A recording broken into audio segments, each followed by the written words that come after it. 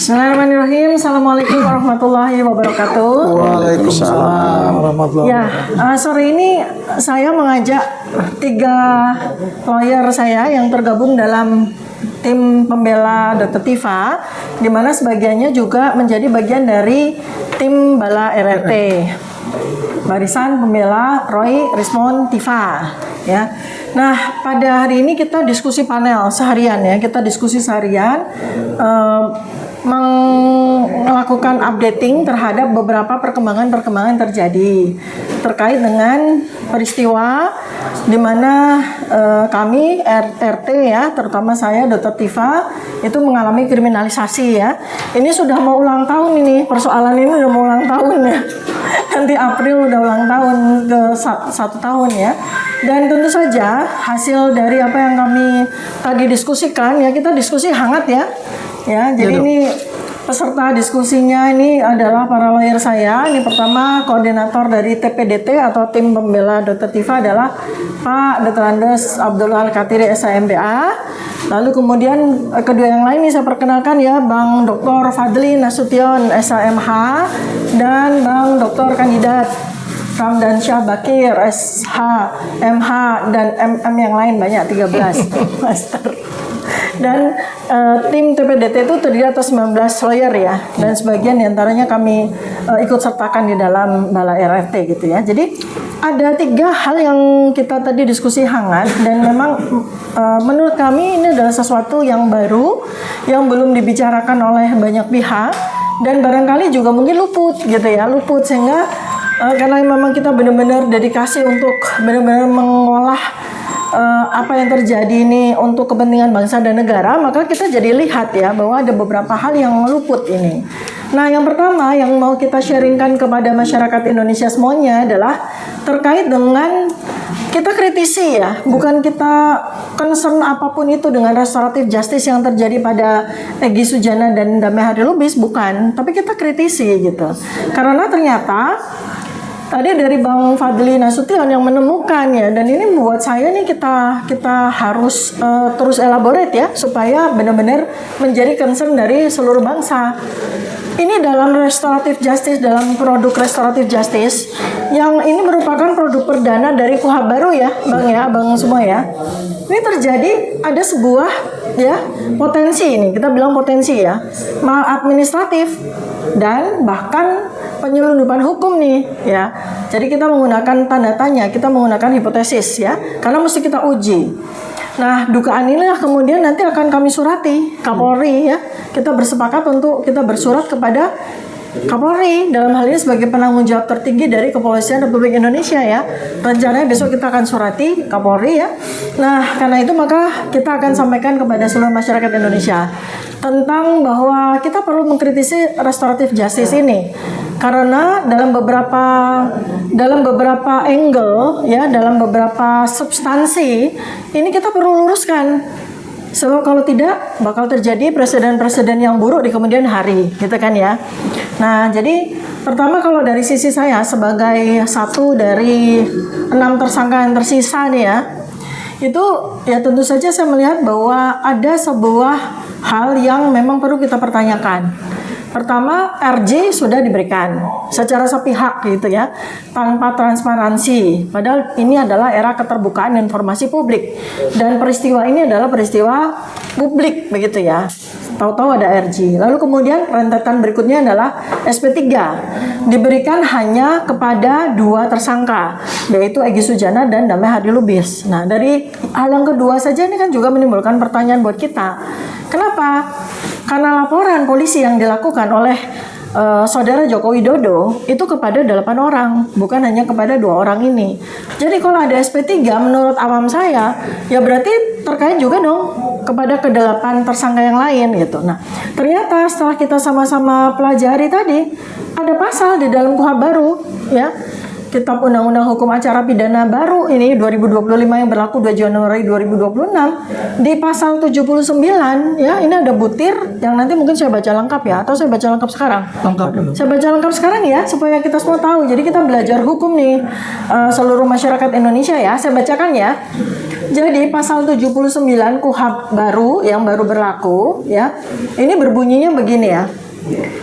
Pasal 79 ya, mekanisme keadilan restoratif atau restoratif justice ya, exercise pertama adalah terjadi pada Egy Sujana dan Damai Harilubis ya, dilakukan untuk memulihkan keadaan semula yang berupa A. Pemaafan dari korban atau keluarganya ya.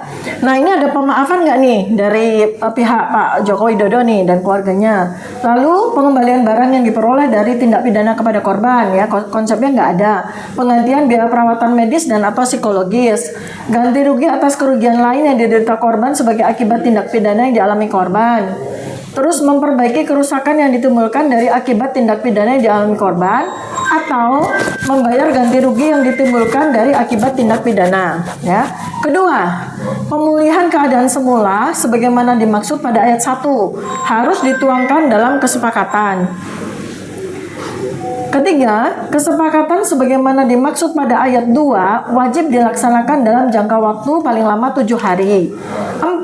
Pencabutan laporan atau pengaduan hanya dapat dilakukan setelah pelaku memenuhi seluruh kesepakatan sebagaimana dimaksud pada ayat 2. 5. Setelah seluruh kesepakatan terlaksana, perkara wajib dihentikan dan dimintakan penetapan pengadilan. Jadi ini poin 4 dan 5 ini yang penting ya, Bang ya. Iya, ini KUHP baru ya. Mungkin tidak semuanya memahami, maka kita benar-benar concern dalam soal ini. Jadi ada pencabutan laporan dan perkara wajib dihentikan dan dimintakan penetapan pengadilan. Ini yang penting ya. Nah, silakan Abang. Saya mau dengar pendapat. Ini ada 3 pakar hukum ya. Mungkin dari sisi teknis pasal, Bang Al-Katiri bisa berikan kuliah kelas 3. Kemudian dari sisi substansi hukumnya, Bang Fadli. Lalu kemudian mungkin dari sisi filosofi hukumnya ya, dari Bang Ramdan. Silakan. Iya, saya dulu ya. Ya. Oke, terima kasih. Assalamualaikum warahmatullahi wabarakatuh. Waalaikumsalam. Pertama-tama saya akan tambahkan apa yang disampaikan oleh Dr. Tifa, ya kan, hubungan dengan restoratif justice atau keadilan restoratif yang disebut ya, di dalam KUHP ya. Yang mana kita tidak membahas soal orangnya dalam hal ini BES maupun damai, tapi mekanismenya yang kami bahas karena kami sebagai orang hukum pasti menyorotinya dari segi hukum formulanya. Seperti yang dikatakan beliau itu diantaranya restoratif itu ada ketentuan, ada mekanisme yang harus dilakukan, diantaranya yaitu A, ada pemaafan, kemudian ada pengembalian dan artinya pemulihan lah. Jika ada pengembalian, ada ganti rugi dan sebagainya, dan itu harus ditulis di kesepakatan. Itu syaratnya, mekanismenya itu. Jadi bukan hanya permintaan maaf saja ya. Permintaan maaf itu adalah persyaratan dari mekanisme itu. Ya, kemarin dikatakan memang tidak ada maaf-maaf dan sebagainya, sehingga kami bingung apakah itu sesuai dengan ketentuan atau tidak gitu. Maaf ya Bang Al-Katiri, berarti persoalan pemaafan itu kan jadi komponen dari pasal 79 ya, ini mekanismenya kan? begitu. Ya. Jadi ada kemungkinan karena ini undang-undang baru ya, restoratif justice dan sebagainya, dan KUHP-nya juga pasal-pasal banyak diganti. Ini banyak orang yang belum paham kayaknya. Bahkan kami yakin petugas-petugas hukum itu pun juga dari kepolisian, mungkin lawyer juga. Ini banyak belum paham. Oleh sebab itu ya, makanya ini mungkin terlalu tergesa-gesa lah untuk menyikapi dan mengeterapkan ini. Bahkan kalau saya boleh katakan pilot project ini. Ya. Penerapannya terlalu tergesa-gesa ya. Iya, artinya kan apakah ini semua sudah tercakup, apakah ini sudah memenuhi apa tidak? Faktanya begitu kami cek banyak yang belum terpenuhi. Ya kan? Ya diantaranya itu tadi ya, ada pengembalian barang dan sebagainya. Itu yang memang kalau ada pengembalian barang, kalau ada kerugian, kerusakan, ada kerusakan. Itu salah satu persyaratan dari pemaafan itu. Dan itu bukan hanya harus disepakati, ditandatangani bersama. Nah ini kan kami belum dengar ya selama ini. Kemudian kesepakatan yang mana ya dimaksud adalah wajib dilaksanakan dalam jangka waktu paling lama 7 hari dan sebagainya. Itu hanya mekanisme periode aja ya. Yang jelas, yang paling penting itu adalah pasal 79 di undang-undang itu sendiri, yaitu pasal 4-nya pencabutan laporan atau pengaduan hanya dapat dilakukan setelah pelaku memenuhi seluruh kesepakatan sebagaimana dimaksud pada ayat 2. Jadi pelaporan. Nah, karena sudah dikeluarkan SP3, pasti ini semua kan sudah dilakukan. Salah satu persyaratan SP3 itu adanya pencabutan laporan. Yang ini yang membuat kami juga agak heran dan juga kami pertanyakan bahwa pelaporan dari Jokowi maupun 3 peserta itu lengkap itu, ya kan? Artinya pendamping itu laporan itu semuanya hanya 1 laporan digunakan untuk 8 orang. Atau kalau kita sebut laporannya Jokowi contohnya, itu 1 laporan dan 1 sprindik. Boleh nggak kita sebut laporan Jokowi CS gitu lah ya? Boleh. Ya, ini kan ada Roy Suryo CS, ini ada Jokowi CS. Iya, anggap aja begitu. Iya kan? Itu kan laporan itu bukan satu-satu. Jadi laporan Jokowi contohnya itu hanya 1 laporan, 1 nomor laporan digunakan untuk 8 orang. Nah, kalau laporannya itu dicabut, ya pasti semuanya dicabut dong. Sudah otomatis. Siapa yang berbicara itu? Undang-undang. Mana ada, cuma 2 saya cabut, 3 enggak bisa. Selama itu konsekuensinya, kalau memang dan saya yakin ini dilaksanakan karena ini suatu mekanisme. Kalau memang ada pencabutan, ya kan tidak bisa orang per orang. Jadi semuanya harus dicabut, ya kan? Nah, ini saya ingin tahu fairness daripada kepolisian ini, ya kan? Artinya keadilannya itu apakah due process of law dalam hal ini berhubungan dengan undang-undang ini dilakukan apa tidak? Nah, saya tanggapi sebentar sedikit. Boleh silakan. Bertanya pun nggak jadi masalah. Gini, kita harus ingat ya tentang kronologi peristiwa laporan polisi itu, ya. Itu peristiwa terjadi ya, laporan polisi Pak Joko Widodo itu 30 April 2025. Ya. Lalu kemudian diikuti atau ada 6 laporan lagi, laporan polisi lagi dari para termul lah gitu. Kemudian ada 2 termul yang mencabut laporannya. Tinggal 4 dari 5 ya, ada 1. Terus tinggal 4 ya, tinggal 4 yang lanjut. Lalu kemudian karena laporan 4 itu disampaikan di beberapa Polres ya Pak? Polres atau Polsek? Ada Polres. Ada di Jakarta Pusat, ada di Depok, ada di Bekasi begitu Polda. kan? Ada di Polda sendiri. Maka kemudian muncul kebijakan dari Polda untuk menyatukan. Ya, jadi dari 4 laporan polisi itu kemudian disatukan dengan laporannya Pak Joko Widodo di Polda, kemudian diproses di Polda. Nah, jadi konsekuensi dari kebijakan Polda itu ya tentu saja terkait dengan persoalan SP3 yang dikeluarkan oleh mereka kan. Jadi mereka harus konsekuen juga. Ketika laporan polisi yang mulanya itu ada terpisah-pisah di beberapa titik, lalu kemudian mereka satukan, kemudian setelah ada SP3 ya konsekuensinya cabut semua kan gitu ya mestinya ya. Lanjut Pak.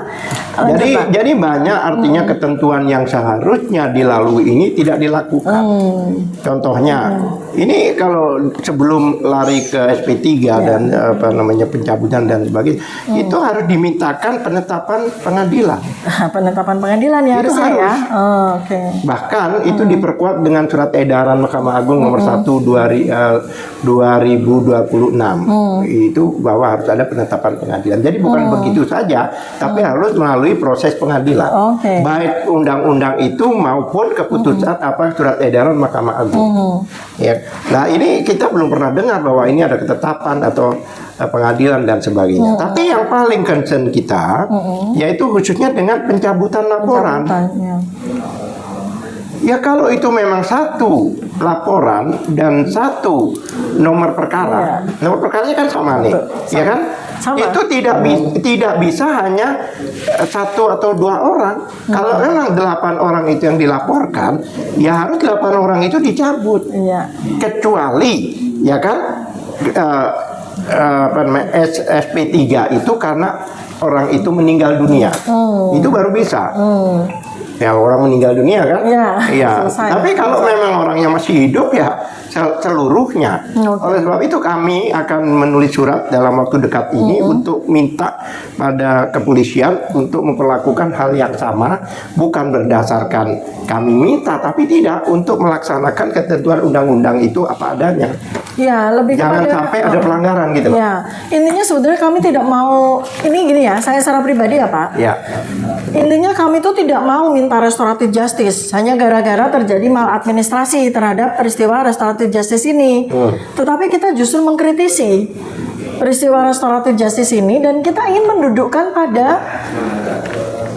standar prosedur yang benar gitu loh. Jadi prosedur hukumnya itu harus benar. Ya. Bukan soal bahwa kalau begitu kita butuh restoratif justice, bukan ya. Kita mau mengkritisi karena ini adalah kepentingan bangsa dan negara ini. Ini kepentingan masa depan kita karena KUHP baru ini akan diberlakukan untuk 280 juta rakyat Indonesia, bukan saja hanya kepada Dr. Tifa aja, hanya kepada 6 tersangka yang lain aja. Tapi ini untuk kepentingan bangsa dan negara di masa depan. Karena itu maka kita mengkritisi betul gitu. Nah, kalau mendengar penjelasan dari Bang Al-Katiri, sound bahwa memang terjadi maladministratif nih kan. Ya bahwa terjadi maladministratif ini, maka saya minta Bang Fadri silakan Bang dari sisi maladministratifnya yang tercium oleh Anda semua nih. Ya, baik. Terima kasih Bu Dokter. Ya. Bismillahirrahmanirrahim. Assalamualaikum warahmatullahi wabarakatuh. Waalaikumsalam. Saya mau memulainya dari all beginning is difficult. Setiap permulaan itu sulit. Iya kan? Betul. KUHP ini berlaku baru hitungan hari. Ya, sebulan inilah gitu ya. Ya. Dari yang sebelumnya menggunakan KUHP lama tahun 1981 menjadi KUHP baru di tahun 2025 dan baru beberapa hari lah, hitungan hari kita terapkan. Oleh karena itu penerapannya juga harus hati-hati, ya kan? Dan berdasarkan hukum yang jelas, sebagaimana termaktub dalam pasal-pasal yang diatur tentang keadilan restoratif ini. Ada 10 pasal yang mengatur, mulai dari pasal 79 sampai dengan pasal 88. Dimulai dari pasal 1 angka 21 di KUH pidana sendiri. Nah, ini yang perlu menjadi catatan serius bagi penyidik ketika akan menerapkan ketentuan baru ini, gitu. Artinya ketika sebelumnya tidak ada aturan main yang baku, yang formil, kemudian menjadi diatur sebanyak 10 pasal dengan tahapan-tahapan yang jelas, ya, seperti yang disampaikan oleh Bang Al-Katiri tadi, ya. Nah, bagaimana prakteknya sebelum ada KUHP baru ini? Kalau tidak ada perdamaian antara pelapor dengan korban, saya kira penjara penuh, Bang Al-Katiri, ya kan?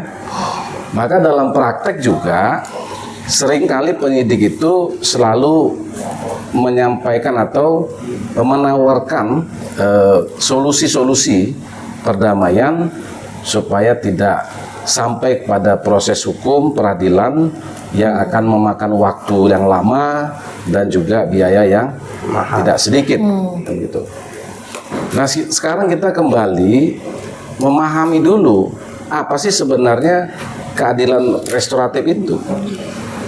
Keadilan restoratif itu kan membuat posisi kembali pada keadaan semula sebelum terjadi suatu peristiwa, gitu kan? Nah, mengupayakan pemulihan pada keadaan semula. Itulah dia di pasal 1 angka 21 KUHP itu. Jadi kan jelas ya. Nah, sekarang kita kaitkan dengan pasal-pasal yang dilaporkan oleh para pelapor ini di Polda Metro Jaya. Ya. 310, 311, 160 yang klaster 1 ya kan. Kemudian 28, 27, 48, 35. 32, 35 UU ITE. Kan begitu.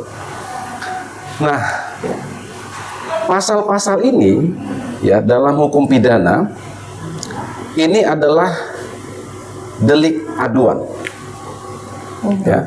Harus ada korban, harus ada yang melapor atau yang mengadukan. Ya.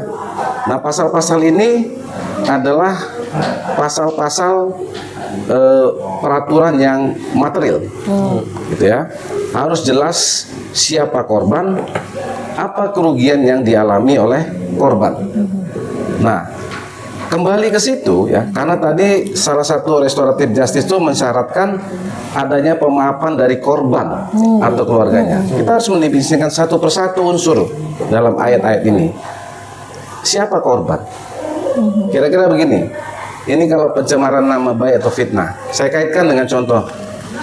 Saya bilang Bang Al-Katiri gendut, botak, jelek, pendek, hitam. Apakah saya memfitnah Bang Al-Katiri? Apakah saya mencemarkan Bang Al-Katiri? Tidak. Kenapa? Karena faktanya adalah Bang Al-Katiri seperti itu. Ini contoh maaf Tuhan. Tapi ganteng deh itu. Nah, ketika ada yang bilang ijazah itu palsu, Fitnahnya satu, jelek. Padahal ganteng. ya misalnya lah, ya kan? Ketika ada yang bilang bahwa ijazah Joko Widodo itu palsu, padahal sesungguhnya adalah sebenar-benarnya palsu. Iya. Apakah itu masuk fitnah? Nah, itu. Apakah itu mencemarkan nama baik Jokowi? Maka kembali definisikan korban itu. Apa kerugian material yang dialami pelapor? Iya, itu dia. Nggak usah lagi kita ke Peradi Bersatu dan sebagainya, itu udah nggak akan ketemu itu sebagai pelapor. Oke. Sayangnya diterima dan diproses kan Ya. gitu. Jadi harus jelas dia karena ucapan itu atau karena kita menuduhkan sesuatu, kemudian korban ada dampak langsung. Dampak materialnya gitu. Ya. Tapi kalau yang kita sampaikan menurut keyakinan dan kemudian penelitian akademik bahwa itu objek itu palsu. Ingat Bang ya, ini pasal untuk subjek orang, bukan barang. Bukan barang. Objek bukan objek bandanya, tapi pada subjek orangnya.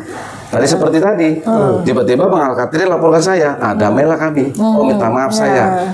Ternyata abang ganteng, misalnya gitu kan. Saya rubah nih omongan saya tarik. Ternyata abang memang ganteng. Untung saya melihatnya dari jarak 2 meter, kira-kira gitu kan. Padahal saya contoh ke baris krim saya. Nggak ada laporan. Nggak jadi laporan. Jadi memang ini pasal karet ya, memang pasal karet yang bolak-balik diuji ya. Ini kemarin memang ada diuji juga lagi nih ke Mahkamah Konstitusi kan. Betul. Nah, tapi memang meskipun diatur ya atau dijamin oleh konstitusi, kita juga tidak bisa juga lah sembarangan menjelek-jelekan orang, menghasut atau memfitnah kan gitu, Ya, Bang Al-Katiri kan. Tapi kan dalam konteks objeknya adalah ijazah, kemudian kita berkeyakinan itu palsu 99,99%, maka yang dibuktikan adalah ijazah itu sebenar-benarnya asli atau palsu. Masuk, iya. Ketika ternyata asli, Baru. bersalahlah semua orang-orang yang bilang, bukan hanya RRT loh. Iya. Semua orang Ribuan yang bilang atau menyampaikan mengatakan bahwa ijazah itu palsu, salah semua. Penuh penjara. No, Sebaliknya kan? atau sebaliknya. Nah, sebaliknya bagaimana? Kalau ternyata ijazah itu palsu, Nah, bagaimana Pak? Bagaimana? Iya, Iya. Konsekuensi hukum apalagi yang menjadi saksi-saksi itu kan? iya, nah itu jadi saksi-saksi yang terindikasi banyak. Oke, terima kasih Bang Fadil. Jadi ini saya mau menyoroti langsung saya jump up kepada soal pengembalian berkas ke Polda ya, dari kejaksaan ya. Ini saya nyambung. Jadi kan artinya apa? Subjek itu harus mengalami kerugian material kan gitu ya. Betul. Subjek harus mengalami kerugian material. Nah, ada satu statement, ada suatu ya ini kalau bahasa saya secara scientific base ini hipotesis ya, hipotesis karena memang belum teruji bahwa kejaksaan salah satu alasan kenapa mengembalikan ke Polda itu karena belum terlihat adanya koherensi dari berkas yang disampaikan dari Polda ke kejaksaan itu belum adanya koherensi antara sebab kejadian dengan akibat ya sama kerugiannya. Itu belum terjadi koherensi itu. Nah, sekarang kita bicara dari titik tengah. Kenapa katakanlah Pak Joko Widodo melaporkan 8 tersangka ini? Karena dia merasa dihina atau direndahkan, mengalami pencemaran, itu kan akibat kan? Nah, sekarang problemnya adalah soal sebab. Kalau merasa dicemarkan, merasa dihina dan sebagainya, ijazahnya bagaimana? Kan gitu. Ya kan? Karena terjadinya sebab asbabnya itu, etiologinya kalau dalam bahasa kedokteran itu kan soal ijazah itu. Yang mulanya itu dari sejak 2013 loh.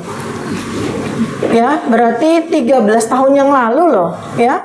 Dari sejak ceramah yang Pak Jokowi itu mengatakan IP-nya saya di bawah 2. Itu kan pertanyaan pertama mulai dari situ dan belum ada sanggahan, belum ada klarifikasi apapun sampai peristiwa 2017. Di mana Pak Bambang Tri jadi korban kriminalisasi yang pertama akibat ijazah. Lalu peristiwa 2022, peristiwa Bambang Tri lagi dan Pak Gus Nur.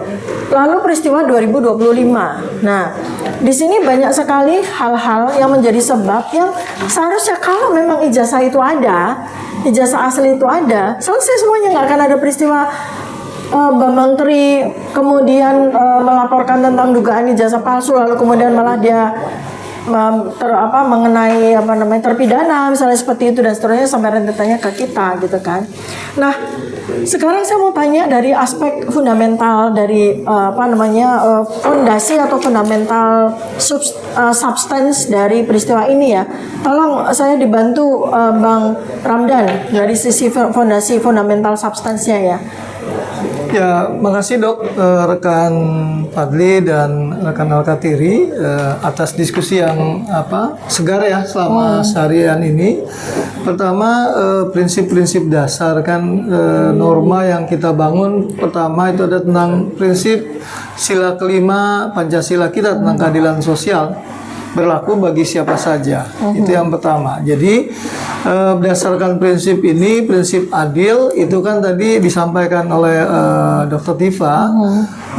Dalam pidana kan pasti ada kerugiannya. Kalau ada kerugian orang luka, kemudian masuk rumah sakit, bahkan meninggal. Sekarang dalam hukum pidana kita ada namanya restitusi atau keadilan. Setelah dipidana pun masih bisa dikenakan biaya denda. Dan itu menurut saya salah satu prinsip ketika negara kita makin modern, kemudian makin mengakui hak-hak warga negara. Bahwa setelah ada kerugian, maka kemudian diberikanlah kompensasi atas kerugian tersebut. Itu yang pertama. Itu mengacu pada prinsip dasar keadilan sosial berdasarkan Pancasila. Lalu ketika kita masuk pada peristiwa pidana, tadi kan rekan Fadli menyebutkan bahwa ada yang namanya kerugian. Kerugian tuh satu bisa konkret. Misalkan tadi angkanya motor saya ditabrak, kemudian kerugian motor saya misalkan 10 juta. Saya berhak kemudian kalau itu ditabrak dengan sengaja, maka itu adalah unsurnya pidana. Dan kemudian kerugian motornya itu bisa kemudian kena cas ya yang konkret. Tetapi ketika ada kejadian hari ini yang saya sampaikan terkait dengan pencemaran nama baik. Kalau itu pencemaran nama baik itu adalah deliknya aduan, maka kemudian masuk ke dalam ranah privat sebenarnya, kerugian pribadi. Nah, ini tentu saja harus dikonkretkan juga. Kerugian pribadinya apa? Kalau dalam Undang-Undang ITE seperti kemarin ahli kita Pak Prof Hendy Subiakto, ketika Undang-Undang Informasi dan Transaksi Elektronik, seorang yang punya nama besar Maksudnya perusahaan misalkan namanya dicemarkan, maka perusahaannya akan rugi banyak dan itu ada kerugian konkret. Tetapi ketika bicara di ruang pidana, maka harus dibuktikan juga terkait dengan tidak hanya misalkan tadi kalau bicara tentang kepala negara atau mantan kepala negara atau kemudian di ruang publik, pertanyaannya kerugiannya di mana? Ketika misalkan seseorang diduga melakukan pencemaran nama baik dan harus kemudian dipidanakan, yang mencemarkan itu kerugiannya di mana? Karena kita harus bedakan tadi delik aduan tentang privat tadi yang kemudian bisa masuk pada kerugian konkret. Tetapi ketika seorang yang kemudian pejabat publik yang berhak kemudian dikritik, yang berhak kemudian publik juga tahu tentang dokumen yang dia miliki, maka apakah salah kemudian seorang warga negara, apalagi kemudian seorang expert mempertanyakan ini? Karena apakah ini masuk kepada ranah delik aduan, atau kemudian masuk pada ranah kerugian yang nyata? Kalau seseorang menjadi pejabat publik atau sekarang masih menjabat bagian dari pemerintahan, komisaris misalnya seperti itu ya dok ya, maka dia berhak juga untuk kemudian dipertanyakan asal usulnya, karena ketika dia menyerahkan dokumen itu ke ruang publik, maka publik harus mengetahui harus syarat-syarat yang dia serahkan kepada misalnya KPU, serahkan kepada kalau di perusahaan tuh dia harus di fit and proper test dok, maka kemudian publik juga harus tahu punya nggak kapasitas, punya nggak kapabilitas. Nah, ini tentu saja menurut saya ketika ini menjadi ranah pidana, kemudian ada undang-undang baru, hukum acara pidana baru juga, yang saya lihat sudah cukup manusiawi ya dok ya. Ada pendekatan yang selama ini adalah pendekatan pidana itu ada retributif, bahwa pemidana keadilan retributif itu orang harus dihukum, harus kemudian dipenjarakan. Sekarang kan sudah berkembang restoratif justice, keadilan restorasi, yang menurut saya titik tekannya adalah manusia. Titik tekan yang tadi Undang-Undang Pancasila pasal 5 keadilan sosial, kemudian hari ini dikembangkan dalam bentuk restoratif justice, di mana fokusnya adalah manusia. Di mana sebelumnya negara atau pemerintah atau aparat penegak hukum hanya bertugas pasif yang kemudian mewakili sebagai bagian dari korban terhadap para pelaku. Para pelakunya misalkan seperti sekarang ini ada Dr. Tifa, Rosyuro, atau Rismon. Sementara pelapor itu diwakili oleh aparat penegak hukum. Hari ini dengan restoratif justice, maka yang berlaku adalah manusiakan manusia. Ketika ada kejadian tadi katakanlah delik aduan yang dilakukan oleh salah seorang mantan pejabat publik, maka peran polisi tidak kemudian menjadi bagian dari pelapor, tetapi dia harus di tengah. Dia harus mewakili yang namanya pelapor, terlapor, tersangka, kemudian pelapor dan masyarakat. Dia tidak bisa berdiri sendiri atau mewakili yang namanya tadi pelapor, karena kan sangat subjektif ketika melaporkan ini. Maka inilah keuntungan yang namanya restoratif justice, penekanan pada manusia. Dan ini juga sama halnya dengan sebangun dengan tim reformasi percepatan Polri, di mana saya mau menyebutkan itu ada community policing. Polisi masyarakat itu seperti di Jepang ya, Koban namanya. Polisi itu community police ya. Community policing itu adalah polisi itu menjadi bagian dari masyarakat, mewakili masyarakat. Masyarakat tidak hanya pelapor, tapi juga terlapor, tetapi juga masyarakat yang pengen tahu benar nggak sih ini ijazahnya asli. Jadi nggak bisa polisi saat ini menjadi berat sebelah. Justru ketika restoratif justice, maka polisi menjadi bagian keseluruhan. Nah, ini menurut saya poin penting yang pondasi yang saya pikir harmoni yang akan dibangun. Jadi keadilan itu bicara tentang harmonitas. harmoni, ya unity. Ya. Ini adalah yang harus ditekankan hari ini oleh kepolisian. Sehingga ketika menghadapi kasus seperti ini, maka kalau memang buktinya kurang kuat atau dalam kasus tadi pembicaraan diskusi hari ini, kalau memang satu LP yang dilaporkan, prinsip adil itu adalah tidak kemudian kontradiksi dalam kontradiksi intermino misalkan. Katanya adil, kok yang diberi cuma 2. Pada prinsip yang namanya pencabutan laporan ini, laporan dicabut atau SP3 yang muncul, maka otomatis tidak kemudian terpilah satu-satu. Ya, Kita bagian utuh Dr. Tifa, kemudian Roy Suryo dan Lismon itu bagian utuh dari Egy misalkan dan kemudian Haris Damai Lubis. Ketika satu berkas dicabut, maka dalam undang-undang baru kan menyebutkan harus ada perdamaian misalkan. Bukan kita minta. Ketika itu dilakukan oleh misalkan polisi mengatur ini antara pelapor dengan terlapor, tentu saja terlapor tidak kemudian 2 orang yang dilaporkan ada 6 ya? Ada 8. Ada 8 total. Maka kemudian 2 sudah diberikan SP3, yang lainnya kok tidak di treatment yang sama. Prinsip polisi tidak berat sebelah tadi saya bilang bahwa dia harus mewakili semuanya, mewakili terlapor, mewakili pelapor, mewakili masyarakat. Masyarakat juga kepengen tahu.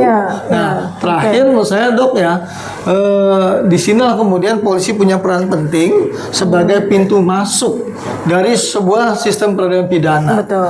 Tidak harus kemudian nunggu sampai pengadilan, Dok. Tidak kemudian pada tahap penuntutan. Di tahap penuntutan boleh tidak dilakukan restoratif justice, tetapi ketika polisi merasa ini sudah tidak benar, ketika mendengarkan semua pihak, kemudian bisa didamaikan, kenapa tidak? Dan tidak boleh kemudian bersifat injustice. Dia harus kemudian bersifat justice karena bunyinya ini ada restoratif justice. Maka yang dikedepankan adalah justice-nya, adil kepada semua pihak. Demikian Dok bangunan yang mau saya sampaikan. Terima kasih banyak Bang Ramdan. Ini enaknya kalau di tim pembela Dr. Tifa ini ada filsuf, ada filsuf hukumnya ya. Jadi mendudukkan semua itu pada filsafat hukum, filsufnya, ada filsuf hukumnya. Jadi enak karena apa? Semua itu didudukkan pada substansinya gitu ya. Nah, catat sedikit Dok. Gimana tuh? Ya, ujungnya saya mau bilang ultimum remedium tuh yang bagian terakhir, bukan yang utama gitu. Makanya jadi sebetulnya seharusnya semua komponen APH ya, aparat penegak hukum dalam hal ini kan yang berinteraksi dengan kita, ini berurusan dengan kita selama 9 bulan, 10 bulan mau ulang tahun ini adalah Polda Metro Jaya ya. Seharusnya Polda Metro Jaya itu sama-sama dengan kita semua, terutama PH-PH penasihat hukum dan aparat penegak hukum yang lain tuh belajar.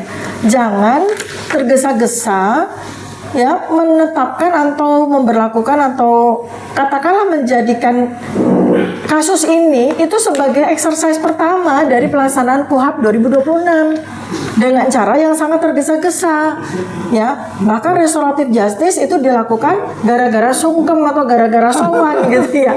Jadi ini kan bagaimana nih KUHP yang kita gadang-gadang untuk menghasilkan sebuah keadilan ya malah baru 33 hari umurnya ya kan itu sudah dicederai dengan terjadinya abuse of power gitu ya. Nah sekarang saya mau kepada mekanismenya ya. Ini kan kita sekali lagi sore ini tuh kita mau kritisi betul gitu. Sekali lagi nih supaya para termul yang menyimak live ini ya di seluruh Indonesia itu jangan berpikir bahwa Dr. Tifa ini lagi mencoba untuk menggalang potensi atau kemungkinan restoratif justice. Enggak. Kita, saya dan RRT yang lain, RR ya, Roy dan Rismon itu serta para penasihat hukum kami yang bukan kaleng-kaleng ini ya, ini kita semua betul-betul para ilmuwan ini gitu ya. Itu memang ingin ya menetapkan KUHP dan KUHP baru ini itu benar-benar sebagai sebuah institusi yang akan membawa keadilan kepada seluruh komponen bangsa dan negara ya. Nah ini adalah peristiwa yang terbesar yang melibatkan dua pihak yang katakanlah lawan seimbang nih gitu ya, para ilmuwan versus mantan presiden nih kan gitu ya. Dan ada KUHP baru nih 2026, maka hendaknya harus sangat berhati-hati untuk melakukan pendefinisian dan sekaligus nanti melakukan aplikasi dari KUHP baru ini gitu. Nah, terbukti kan kedodoran kan Pak Alkatiri ya. Nah, coba saya ingin dapat kuliah dari Pak Alkatiri mengenai gimana nih mekanismenya kok kedodoran dan apa yang nanti kita akan lakukan nih supaya nggak kedodoran nih. Iya, artinya begini. Ini kan baru mulai ya. Saya pikir semuanya ini baru pertama kali kan. Jadi ini makanya saya katakan ini kenapa melakukan langkah-langkah ya kan tanpa mendalami mekanismenya, mendalami apa istilahnya itu protapnya lah atau SOP-nya dan sebagainya, sehingga banyak bolong-bolong di situ. Ya. Kemudian itu berdampak pada yang lain. Ya, sekali lagi persyaratan yang seharusnya mencabut laporan itu, yang namanya laporan dicabut, siapa saja yang ada dalam laporan itu ya harus tercabut. Kan di satu kertas kan. Tadi Bang Ramdan juga katakan bahwa dalam penegakan hukum ini kan polisi harus profesional ya dan proporsional. Dalam hal ini kalau saya lihat contohnya ada bukti 709 dokumen ya kan. Bukti itu yang di dalam hukum pidana yang dinamakan bukti itu bukti dari tindak pidana. Jadi bukan bukti itu ngumpulin barang-barangnya orang ini, buktinya bukan. Dan itu disita. Apakah mau orang-orang itu disita itu ijazah atau dokumen-dokumen lain? Nah, contohnya seperti kemarin kasih gambaran oleh juga lawyer kita juga. Kalau kita bicara racun ya, ini di dalam gelas ada racunnya dan sebagainya. Kemudian terjadi ada suatu peristiwa kematian seseorang. Yang bukti itu ya gelas ini yang ada racunnya yang ditaruh, bukan gelas-gelas lain di sampingnya itu. Iya kan? Makanya itu saya bingung juga. Apakah yang dikatakan bukti 709 itu apakah bukti yang merupakan hasil dari tindak pidana? Tidak. Berarti hasil tindak hanya pidana bukti yang disita ya? untuk hanya ngumpul-ngumpulin aja deh. Dan juga di dalam KUHP itu yang dimaksud alat bukti itu, kan alat bukti itu kan tadinya 5, sekarang lebih ya, ada 6 bahkan ada IT dan sebagainya itu alat bukti. Dan itu harus bersesuaian. Nggak boleh satu nggak nyimpang, nggak nyambung, nggak boleh. Bukti itu antara bukti yang misalnya saksi, kemudian ahli, kemudian surat, petunjuk, itu harus bersesuaian. Nggak bisa cuma ngumpul-ngumpul sebanyak-banyaknya sehingga seolah-olah buktinya banyak. Jangan lupa di dalam barang bukti walaupun 1000 atau 1.000.000 pun itu kalau masuk di dalam pembuktian sebagai alat bukti itu baru 1. Saksi juga gitu. Mau saksinya 100 orang dan sebagainya itu baru 1 alat bukti. Jadi bukannya 100. Jadi ini harus paham juga masyarakat itu yang dimaksud barang bukti dan alat bukti. Ya kan? Ya itu yang barang bukti yang dikumpulkan. Nah, dan satu hal lagi, jangan lupa kalau memang terbukti seperti Bang Fadli katakan bahwa ijazah itu tidak asli atau palsu, mereka yang menyampaikan bukti-bukti ini harus bertanggung jawab. Karena apa? Dia menyebut seolah-olah dia tahu persis bahwa ijazah yang bersangkutan itu adalah asli. Itu ada di dalam undang-undang itu namanya keikutsertaan dalam perbuatan tidak pidana. Bahkan yang berbicara di media yang seolah-olah sudah mengetahui, sudah melihat, ternyata nanti terbukti bahwa itu palsu. Ya mereka harus bertanggung jawab, harus siap itu. Satu. Terus kedua lagi masalah P19. P19 itu dalam arti bukan pasti P21, belum tentu. Jadi kenapa dikembalikan? Karena jaksa merasakan itu belum lengkap. Nah, kalau permintaan jaksa untuk melengkapi itu tidak dapat dipenuhi oleh polisi itu ya harus P3. Jadi belum tentu kalau P19 itu pasti P21. Makanya yang banyak dikatakan oleh pendukung-pendukung Jokowi seolah-olah P21 belum tentu. Kalau memang mereka tidak bisa memenuhi apa permintaan jaksa itu, karena kan sekarang yang berpegang kendali di tangan jaksa. Ya, ya. Karena sudah dilimpahkan. Tidak boleh mereka berinisiatif sendiri. Semua harus atas petunjuk jaksa. Oke. Ya, jadi jangan terlalu GR seolah-olah kalau P19 itu pasti P21, belum tentu. Tentu. Oke. Jangan-jangan dok, saya Oh, iya. Silakan. Pak rekan Al-Katiri ya, tadi saya lihat ketika bolak-balik ke polisi P18 misalkan terkait harus dilengkapi berkas, jangan sebab pertamanya tadi Dokter Tirta bilang Iya. prima causanya itu belum, jangan-jangan belum clear. ada, yang ada itu yang lainnya gitu loh. Sebab pertamanya itu Iya. nggak ketemu itu rekan Al-Katiri, Betul, betul. jangan-jangan ini dipertanyakan mana prima causanya menyebabkan Iya. pencemaran nama baik. Iya. Karena prima causanya itu ijazah yang jadi evidence base pertama itu jangan-jangan nggak ada kan. Iya, makanya. Betul. Nih ya, saya ini ronde terakhir kita diskusi tentang prima causa tadi ya. Jadi sebabnya itu pertama kali ini secara official ya. Kalau yang beredar di internet itu udah dari sejak 2014, tapi officially muncul jejak ijazah yang disebut sebagai jejak ijazah Joko Widodo itu di bulan Oktober tahun 2022. Ya. Ya, ketika Dekan Kehutanan UGM waktu itu memunculkan gitu ya, menampilkan untuk yang pertama kali secara official ya, fotokopi dari ijazah yang disebut sebagai ijazah dari Pak Joko Widodo. Nah, ya, dari situ justru ketika kemunculan pertama ada artefak-artefak pada dokumen itu yang membuat saya untuk yang pertama kali saya kemudian melakukan penelitian terhadap artefak-artefak yang ada. Nah, kalau saya dari sisi ilmu kedokteran tentu saja yang saya soroti adalah soal anatomi morfologi dari foto yang ada pada ijazah tersebut gitu. Nah, ini yang mengusik ya, suspicious namanya tuh, kecurigaan atau curiosity saya sebagai ilmuwan gitu ya, peneliti itu fotonya gitu. Nah, kemudian berlanjut dari banyak orang yang kemudian sama-sama menginvestigasi, termasuk kemudian Mas Roy Suryo dan Bang Desmond Sianipar kan gitu. Jadi ini adalah persoalannya adalah pada causa prima. Dan anehnya lagi adalah tidak ada sampai dengan hari ini klarifikasi. Ketika kemudian muncul versi berikutnya lagi dari ijazah tersebut, versi dari Dian Sandi tanggal 1 April 2025 muncul lagi ada versi yang berikutnya lagi dari Bareskrim tanggal 22 Mei 2025 dan muncul lagi versi KPU. dari KPU Surakarta, KPU Jakarta maupun KPU Pusat. Muncul lagi versi dari gelar perkara khusus 15 Desember 2020. Jadi ini kemudian malah jadi bukannya kemudian jadi semakin clear, malah jadi semakin ruin gitu ya. Jadi semakin hancur lah begitu ya bangunan dari peristiwa ini gitu loh. Jadi ini yang kemudian buat saya adalah bagus, ini sign bagus dari APH berikutnya yaitu pihak kejaksaan untuk kemudian tidak serta-merta, tidak secara gegabah mereka kemudian memproses ini, berkas ini mereka kembalikan.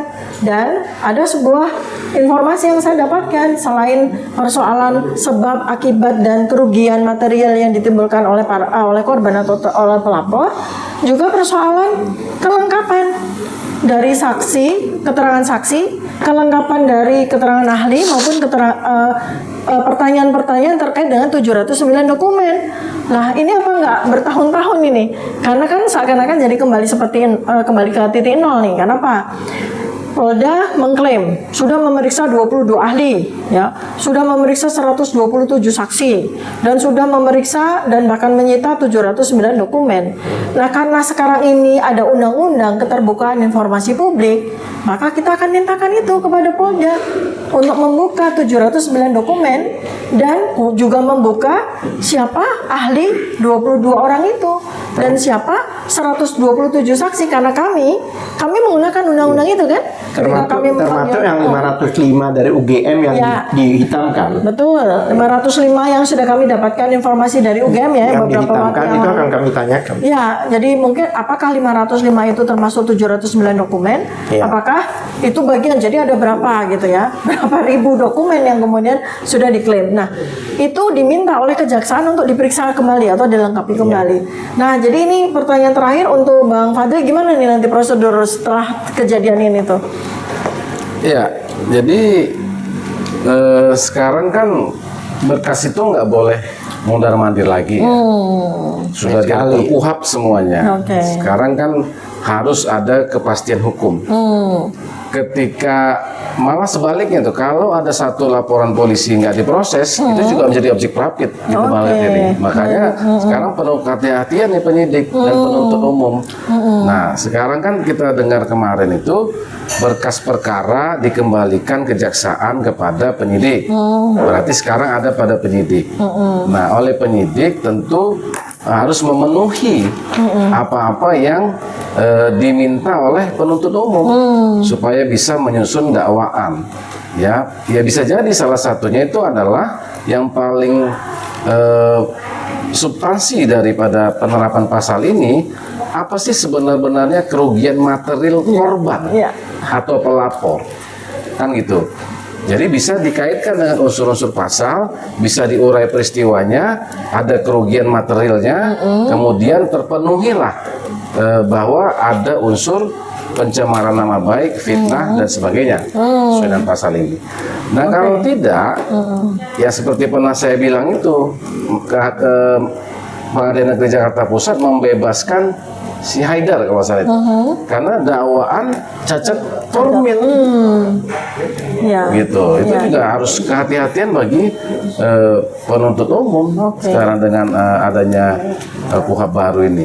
Tapi kemudian kalau tadi kita kembali pada keadilan restoratif ya, saya kira memang tidak sesederhana itu sebenarnya Bang, ya kan? Ya nanti kita perlu juga cari ya, ada nggak masyarakat yang memohonkan keadilan restoratif tapi tidak diproses? Jangan-jangan ada? Jangan-jangan ada ya? Iya. Ini kok secepat kilat kita ditampilkan satu drama sowan ke Solo, kemudian muncul restoratif justice, RJ, kemudian ada diambil SP3 begini-begini kan, bingung nih, bener nggak nih mekanismenya sebenarnya dijalankan nggak ini? Makanya, kan gitu. Ya kan ada nggak nih surat perdamaiannya? Perdamaian yang tertulis isinya apa? Pemaafan. Nah kalau dia LP-nya itu 8 orang, berarti kan konsekuensi damai cabut LP. Berarti otomatis 8 orang tidak lagi dalam status terlapor. Iya kan. Berarti tersangkanya juga harusnya gugur demi hukum. Itu pasal 79 bunyinya gitu ya, 79 sampai 88 itu semua mengatur seperti itu. Terus penetapan pengadilan mana? Jakarta Pusat, Jakarta Selatan, Solo. Lah, kok nggak kok nggak ada yang tahu gitu tiba-tiba, ya kan? Tiba-tiba muncul SP3 Muncul SP3 gitu. Padahal kalau menurut pasal 79 penetapan pengadilan. Ya kan? Nah ini proses-prosesnya yang nggak jelas. Ya harusnya tadi bisa jadi terjadi penyeludupan hukum kan? Dugaan kita seperti itu kan? Harus memang transparan lah. Penyidik juga harus transparan terhadap proses-proses yang ditampilkan di hadapan publik. Kenapa? Karena sekali lagi kita tekankan, soal ijazah ini adalah demi kepentingan umum. Demi kepentingan umum. Bukan kepentingan orang per orang, RRT tidak. Betul. Atau 8 orang lain yang pernah dilaporkan. Betul. Ya kan kepentingan umum ini yang menjadi perhatian kita semua gitu. Visi misi tujuan utama kita itu kepentingan umum. Makanya kita kritisi betul ini gitu. Sampai kemudian dalam waktu dekat kita akan bersurat kepada kepolisian, kepada Kapolri, bahkan mungkin kepada para stakeholders yang lain untuk menguji restoratif justice yang sekarang ini sudah dilakukan oleh Polda beserta dengan SP3-nya. Kita akan minta uji materi Kita akan minta uji materi gitu kepada para stakeholder yang terkait. Nah, mungkin terakhir ada dari Bang saya Ramdan mau masuk kepada restoratif justice yang kemudian kita kaitkan dengan permintaan kita di MK uji materi. Tapi sebelum itu saya tadi mau mengkritisi, mengeksplor statement dari rekan Fadli Nasution bahwa restoratif justice itu nggak ujuk-ujuk dok. Januari ini kebetulan saya ada kasus di Polres Jakarta Utara terkait dengan sekolah ya, anak-anak sekolah yang di Jewer ya, kami sudah meminta surat permohonan pada Kapolres dan kemudian ditujukan untuk keluarga pelapor, karena ini terkait dengan guru ya, guru yang kemudian menjewer anak sudah dilaporkan ke polisi. Semua proses kita lakukan.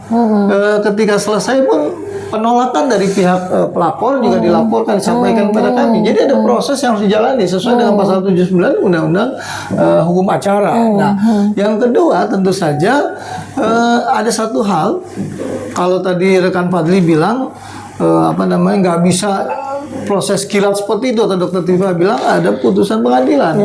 Nah, di sini ada yang namanya pejabat TUN atau pejabat publik itu, polisi, aparat penegak hukum harus prudent, harus hati-hati, harus kemudian tidak kemudian ujuk-ujuk tadi dilihat dulu ada berkasnya nggak nih, hanya karena titah atau ada permohonannya nggak nih, harus diperiksa, harus kemudian cuma 2 orang atau 8 orang kan gitu. Ini tentu saja sifat prudent ini bagian penting dari yang namanya pejabat publik, pejabat TUN lah ya. Nah, sekarang masuk pada wilayah Mahkamah Konstitusi ya. Ini terkait dengan norma, terkait dengan Undang-Undang Dasar. Jadi Dok, kita lagi mengajukan uji materi ke MK ya. Betul, kita lagi tanggal 10 Februari nanti silakan kita sidang perdana tanggal Selasa 10 pukul 14.30 ya. Kita sudah dipanggil oleh MK untuk kemudian pemeriksaan berkas dulu Dok. Jadi dismissalnya di sana. Oke, saya masuk pada balik lagi pada ruang publik dengan ruang privat. Nah, dalam pengajuan undang-undang uji materi di Mahkamah Konstitusi Dok, kita menuntut pada ruang publik hak para peneliti, hak kemudian mengkritisi pejabat publik itu diberikan yang namanya norma terkait dengan pencemaran, pasal kemudian 32, 33, 35 Undang-Undang ITE 27, 28 maupun 310, 311 ya, terkait dengan undang-undang lama, undang-undang baru juga 433, 434. Normanya itu ada konstitusional bersyarat, ada pengecualian terhadap apa? Para peneliti neuroscience, peneliti terkait dengan digital image processing seperti Roy Rismond, kemudian maupun telematika yang melakukan penelitian berdasarkan melekat pada dirinya expertise, keahlian. Karena kalau bicara seorang ahli, bicara tentang peneliti, maka itu bicara tentang ruang publik. Dia tidak masuk pada ruang-ruang privat, gitu loh. Kalau dokter mungkin dokter pribadi tapi kan kalau kemudian dia sebagai epidemiologi bisa belajar seperti Dokter Tifa, maka ada sesuatu gejala harus dilaporkan kepada publik.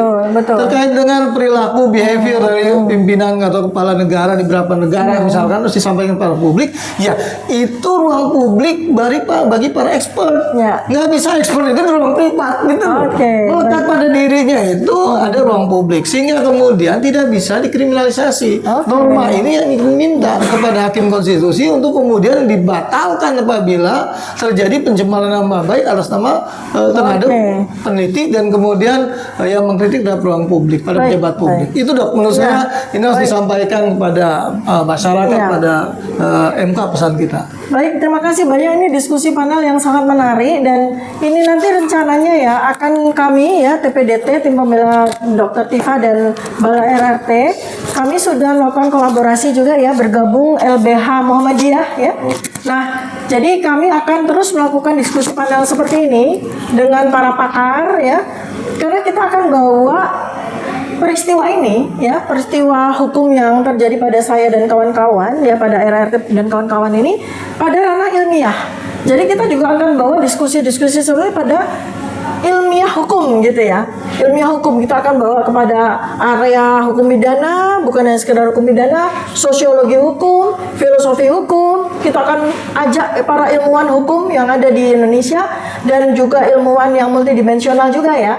Jadi teman-teman semuanya, masyarakat Indonesia serta para jurnalis, kami akan terus menghadirkan ahli-ahli terus akan menghadirkan saksi fakta juga untuk memberikan khasanah dan wawasan kepada kita semua tentang peristiwa ini. Jadi jangan kemudian kita bawa apa yang menjadi produk dari ilmiah ya, produk para ilmuwan itu dibawa kepada ranah hukum begitu saja tanpa ada pembelaan yang proper, pembelaan yang adil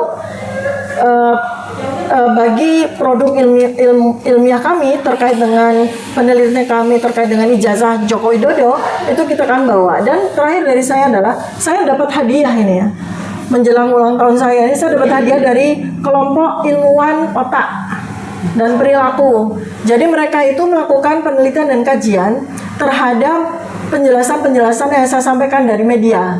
Bagaimana konstruksi berpikir seorang Dr. Tifa dalam neuropolitika, neuroscience behavior. Kenapa sampai kemudian bisa memberikan kontribusi terhadap penelitian terkait dengan ijazah Joko Widodo ya. Jadi ini terima kasih banyak kepada tim ilmuwan otak dan perilaku ini atas hadiah early birthday saya. Dan judulnya adalah Jalan Samurai Akademik ya. Insya Allah mudah-mudahan ini nanti akan menjadi pembangkit semangat para ilmuwan untuk berani bicara tentang kebenaran dan menjawab masalah-masalah yang terjadi pada masyarakat. Terima kasih. Ya. Sedikit. Kalau tadi ilmuwan akademisi tidak menyampaikan hal seperti di ruang publik, Ya. ada kerugian tidak? Oh ya, tentu saja. Karena tugas dari kita itu pertama adalah menjawab pertanyaan yang menjadi beban bagi masyarakat ya. Kemudian kedua adalah kita memberikan edukasi sesuai dengan kaidah scientific base, di mana scientific base itu adalah jalan mendekati kebenaran. Itu ya Bang Ramdan, terima kasih. Terima kasih banyak, mudah-mudahan bermanfaat bagi kita semua. Mohon doanya agar kita semua terus istiqomah menjalankan, menegakkan kebenaran. Assalamualaikum warahmatullahi wabarakatuh.